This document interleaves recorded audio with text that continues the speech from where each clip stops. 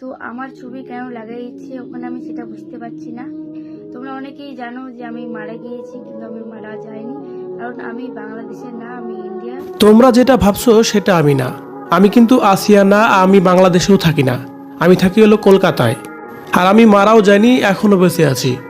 এভাবে যেন আসিয়ার নাম নিয়ে সোশ্যাল মিডিয়ায় ভাইরাল হয় এই নন্দিনী সরকার এবার কি বলছে আসিয়ার ঘটনা নিয়ে। এ বিষয়ে জানতে সম্পূর্ণ ভিডিওটি দেখে সঙ্গেই থাকুন।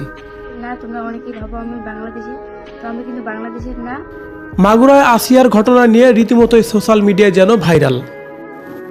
আসিয়াকে নিয়ে প্রথমে যখন সোশ্যাল মিডিয়ায় ভাইরাল হয়েছিল, ঠিক আসিয়ার কোনো ছবি না পাওয়া গেলেও সেই মুহূর্তে এই নন্দিনী সরকারের ছবি আসিয়া বলে চালিয়ে দেওয়া হতো সোশ্যাল মিডিয়ায়। বলা হতো এই হচ্ছে আসিয়া, কত সুন্দর একটা মেয়ে, তার উপর কিভাবে এই সব কাজ করতে পারলো। বিভিন্ন ধরনের কথাই বলা হচ্ছিল নন্দিনীর ছবি শেয়ার করে। আর সেই বিষয়টি নিয়ে নন্দিনী এবার কথা বলছেন আমি আসিয়া না, আমি বাংলাদেশেও থাকি না, আমি কলকাতায় ইন্ডিয়ায় থাকি। তো অনেক খারাপ লাগছে, মেয়েটা মারা গেল। যাকে ভেবে তোমরা আমার এই ছবি সরিয়েছো তাকে আমি চিনিও না। আর আসিয়া অনেক ছোট একটা মানুষ, আমি দেখেছি। সে মারা গেছে, কি কারণে মারা গেছে আমি তাও জানি না, কিন্তু দুজনের ছবি দেখলাম সোশ্যাল মিডিয়ায় ভাইরাল হয়েছে।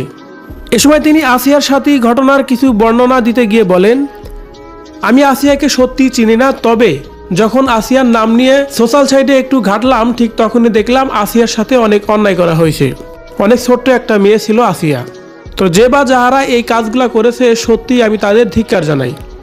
আর এদিকে দয়া করে নতুন করে আমার কোনো ছবি লাগিয়ে কোথাও প্রচার করবেন না, কারণ আমার ওই ভিডিওগুলো ভাইরাল হওয়ার পর থেকে আমার আত্মীয় স্বজন সবাই আমাকে ফোন দেওয়া শুরু করে দিয়েছে এবং কি বলতেছে তুই নাকি মারা গেছিস। কিন্তু আমি সত্যি মারা যাইনি, আমি এখনও বেঁচে আছি। আর আমি নন্দিনী সরকার, আমার বাড়ি কলকাতায়। এভাবে যেন সোশ্যাল মিডিয়ায় আসিয়ার নাম নিয়ে ভাইরাল হওয়া সেই নন্দিনী সরকার কথাগুলো বলছিলেন।